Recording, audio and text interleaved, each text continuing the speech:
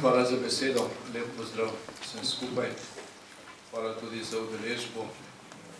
Ni moj namen tukaj imati čas, dragocen čas uglednim uvodničarjem, pa tudi kasneje razpravi. Dovolite pa mi vseeno nekaj stavkov v pojasnilo te teme, oziroma v pojasnilo tega, da je Slovenska demokratska stranka za tokratne volitve med enega od treh ključnih poudarkov uvrstila tudi pravičnost. Pravzaprav smo pravičnosti namenili prvo mesto. Zakaj je to potrebno? Verjetno vsak od nas zna našteti veliko razlogov, tudi kasneje v teh uvodih jih boste slišali. Morda samo spomnil se skupaj na tisti čas pred 20 leti, ko je Slovenija nastajala in ko pravzaprav te besede pravičnost nismo tako veliko uporabljali. Uporabljali smo neko drugo sintagmo. Takrat se je govorilo o pravni državi. In se spomnim tudi iz našega procesa proti četverici leta 1988, potem raznih dogodkov vezanih na zlorabe takrat v sodstvu, v represivnem sistemu in tako naprej. In na nek način smo, ali pa so ljudje takrat mislili, da je pa rešitev, da se to ne bi več dogajalo, poleg tega, da imamo svobodne volitve, demokracijo, tudi samostojno državo, da je rešitev pravna država. Se pravi neka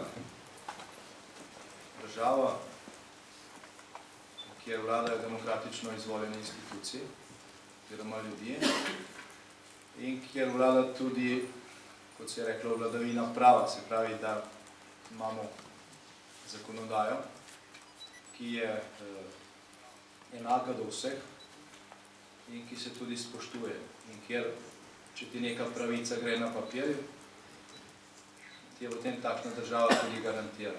Tudi če ti nekdo neposredno krši, so potem institucije, sodstvo in tako naprej, ki ti to pravico daje. Na nek način smo takrat vlekli enačaj med pravno in pravično državo. Mislim, da bo to prišlo kar samo od sebe, če bodo volitve, če bomo dobili parlament, vlado, sodišča, ki se bodo tako imenovala, kot se imenuje, ali pa so se takrat imenovala v zahodnem demokratičnem svetu. Na nek način se je pričakovalo, da se bo to kar samo po sebi uredilo, če bo prišlo do teh političnih sprememb.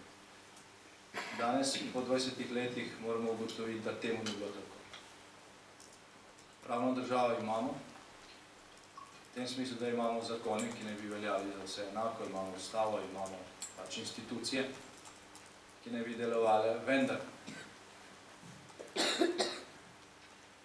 ta država ne deluje, oziroma ta tako imenovana pravna država ne deluje pravično.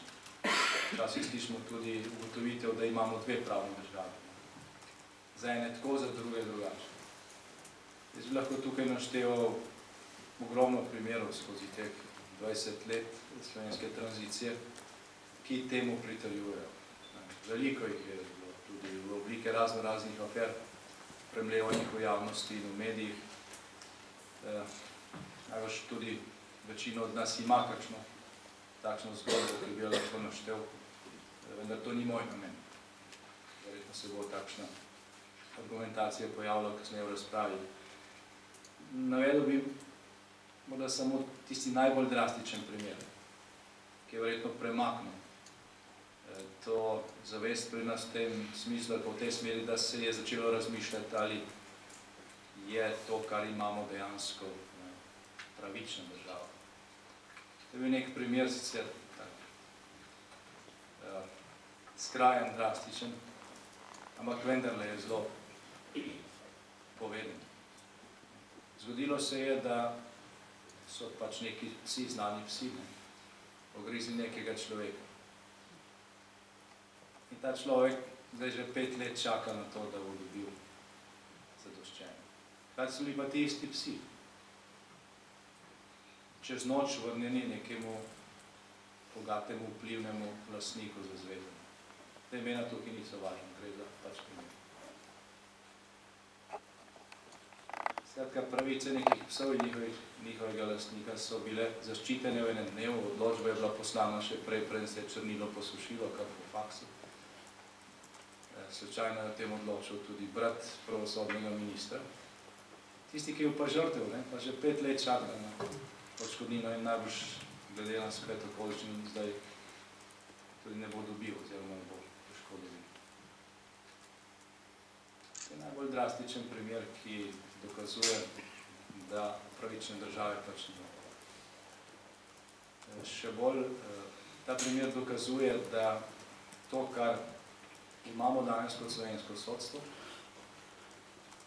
ne funkcionira kot nek ključni temeljni inštrument te pravične države. Oktobra letos je bila delana raziskava Centra za raziskavo javnega mnenja Fakultete za družbene vede. In v tistem delu raziskave, kjer so spraševali slovensko populacijo, katere institucije imajo večje in manjše zaupanje, oziroma kakšen odnos imajo do slovenskih in evropskih institucij, je bilo tudi vprašanje, ali Slovenci zaupamo slovenskemu sodstvu. 13% ljudi je reklo, da zaupa, 56% pa da ne. To je zelo velik problem.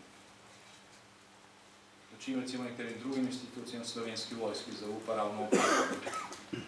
Več kot 50% ne zaupa 13%. Bi manjši problem, če je bilo obratno. Tudi problem to, da ljudje ne zaupajo vladi, parlamentu, strankam, to se vse menja vsake 4 leta. Vsaka 4 leta. Ne zaupaš, naslednjič glasuje za koga drugega. Ljudje v sodstvu pa imajo trajni mandat. Vse izvoljeni ne odgovarjajo za svoje dejanja. In poleg tega, da so dvojni kriteriji marsikje, je velik problem tudi v tem, da se pravica ne podeli v realnem času. 400.000 sodnih zaostankov skoraj. To pomeni, da ima vsak 4. volivec takšen problem, ko čaka na pravico dlje, kot pa je to običajni rok. Še huje pa je, ko gre za vprašanje gospodarskih sporov. Tukaj pa vlada katastrofa. Če danes vprašaš podjetnike, predvsem male in srednje, kaj je njihov največji problem, pravijo plačilna nedisciplina in to, da pač denarje, ki so mi ga dolžni, ki sem ga zaslužil, ne morejo investirati. Od 12.000 propadlih podjetij in obrtnikov SP-ov v zadnjih 2 letih je polovica propadla, ne zato, ker ne bi imeli dela, zato, ker niso dobili plačila in tega niso mogli izterjati. Pravi, ne gre samo za neke ekonomske vzroke, pa krizo, pa pomanjkanje proti kriznih ukrepov. Gre za nedelovanje tega, ki se pravimo pravna država. In Slovenija se je uvrstila na 175. mesto od 183 držav, ki jih smatrajo za države, ki imajo vse institucije. Na 175. mesto. Večina afriških držav pred nami po teh rokih. Torej, tukaj je problem zelo velik. In lahko odpravimo vse druge, pa tega ne, pa stvari ne bodo funkcionirali. Zaradi tega je poleg delovnih mest in trajnostnega razvoja pravičnost eden od 3 ključnih stebrov našega programa za naprej in programu, ni imel možnosti, da si ga ogleda na naši spletni strani v kompletu, so razdeljeni konkretni ukrepi, kako priti do tega. Mi ne mislimo zdaj, da je rešitev v tem, da se pa zamenja vse sodnike ali pa da so vsi sodniki slabi. Tudi v sodstvu so ljudje, ki so dobri, pošteni in so ljudje, ki takšni niso. Vendar se ne dela nobenih razlik. Ker če nihče ne odgovarja za napako, potem lahko delaš slabo in se ne bo nič zgodilo. Primer zastara, ne odgovarjaš.